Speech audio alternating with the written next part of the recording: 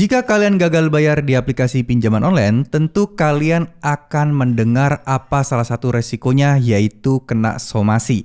Ya, kena somasi pinjol bukan hal yang aneh, bukan hal yang jarang ditemui, tapi kenyataannya adalah banyak orang kena somasi. Tapi somasinya itu bukan somasi beneran, tapi somasi-somasian. Maksudnya bagaimana? Ya, sekedar ancaman-ancaman saja, tapi kalaupun beneran, biasanya juga nggak akan berefek dan berdampak apapun. Ya, seperti yang kita tahu, somasi itu kan peringatan keras ya dalam tanda kutip sebelum menempuh ke jalur hukum, di mana kita harus mengikuti apa yang disomasikan. Misal, somasi karena nggak bayar hutang, harus bayar hutang per tanggal berapa kapan atau mungkin sampai kapan terakhir, kayak gitu ya. Nah, rata-rata somasi yang diberikan itu berupa WA, berupa email, terus kemudian diancam via telepon dan lain sebagainya. Bahkan ada juga yang surat nyampe ke rumah. Nah, sekarang pinjol-pinjol apa aja sih yang paling sering?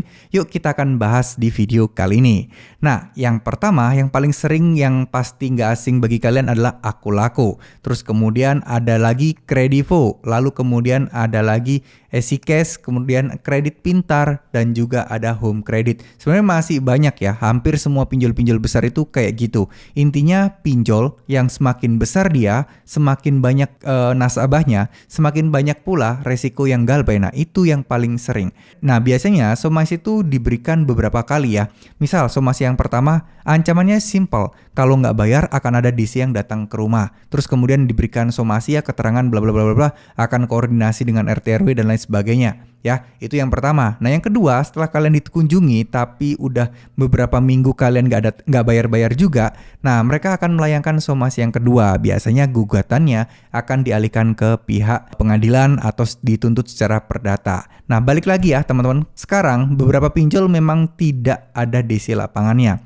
Nah, yang paling sering mengancam, yang paling sering menuntut akan dibawa ke jalur hukum dan lain sebagainya, itu rata-rata lah pinjol-pinjol yang memang masih belum ada di lapangannya atau masih terbatas di daerah-daerah tertentu. Artinya, mereka tidak bisa menagih secara langsung. Jalan satu-satunya yang mereka lakukan adalah dengan mensomasi, dengan mengancam, dan lain sebagainya. Ya wajar, itu adalah tugas mereka, di mana tugas mereka adalah membuat kalian agar segera membayar hutang-hutang pinjaman online kalian di pinjol-pinjol tersebut. Jadi clear ya, pinjol-pinjol besar itu paling sering somasi karena ya pasti banyak lah. Dan yang telat sudah berbulan-bulan lah. Nah, kalau pinjol-pinjol kecil itu yang paling sering somasi adalah pinjol-pinjol yang tidak punya DC lapangan. Ya mungkin bisa dibilang somasi-somasian lah ya. Dibikinin aja kertas print-printan. Nah, orang kan kalau sudah kelihat dokumen, sebuah kertas, sebuah surat, ada tanda tangan, ada kopnya, itu kan kelihatan kayak resmi banget, itu orang kan udah mulai takut ya. Padahal itu mah bikin-bikinan aja sendiri. Padahal itu mah bukan ada hal-hal yang harus kalian khawatirkan. Jadi tetap tenang aja, nggak perlu khawatir. Pokoknya intinya ketika kalian gagal bayar, nggak usah pusing-pusing kalau memang belum ada uangnya. Tenang aja, sisihkan aja uang kalian sedikit demi sedikit, kalian tabung ya. Buat apa sih tujuannya?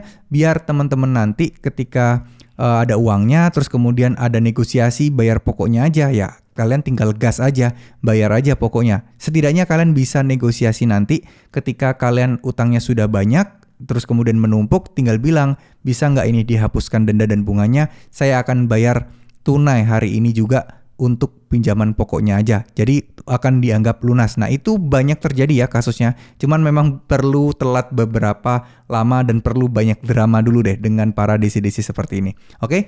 Tapi itu bukan menutup kemungkinan kalian bisa mendapatkan kemudahan-kemudahan dan keringanan ya. Tetap berusaha, tetap tenang, dan jangan takut ancaman-ancaman seperti itu. Terima kasih. Wassalamualaikum warahmatullahi wabarakatuh.